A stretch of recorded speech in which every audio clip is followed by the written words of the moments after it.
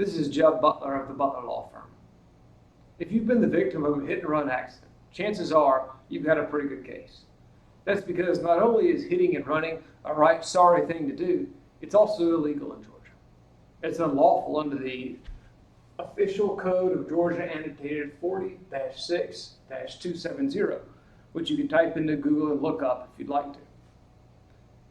If an at-fault driver commits a hit and run, the jury is authorized to impose punitive damages against that person for two reasons. First, because if someone commits a hit and run, they're obviously trying to evade or avoid responsibility for the consequences of their actions.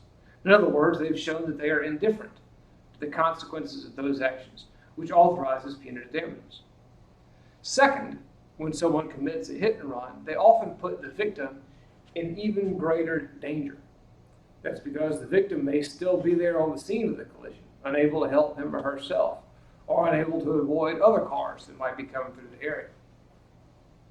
For whatever reason, we find that hit and run accidents are disproportionately common in motorcycle accidents, bicycle accidents, and pedestrian accidents. It's hard to say why that's true, but we suspect two reasons. First, if a driver hits a motorcyclist, a bicyclist, or a pedestrian, the driver often knows the consequences are going to be serious. And sometimes that scares people bad enough that they run. The second reason is, cynically, we worry that some hit and run drivers think that someone who is on a motorcycle or a bicycle or who is on foot isn't going to be able to catch them. So they're more willing to run. Now, if you've been the victim of a hit and run accident and the police did not catch the at-fault driver, it's still worth looking into the case. And there are two reasons for that.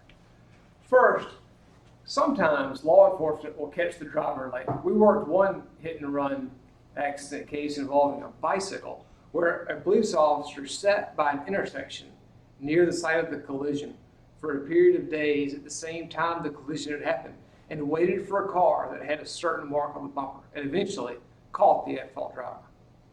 Second, even if authorities never do catch the at-fault driver, we can sometimes find other insurance that will cover your damages from the collision, such as UM or underinsured motorist coverage.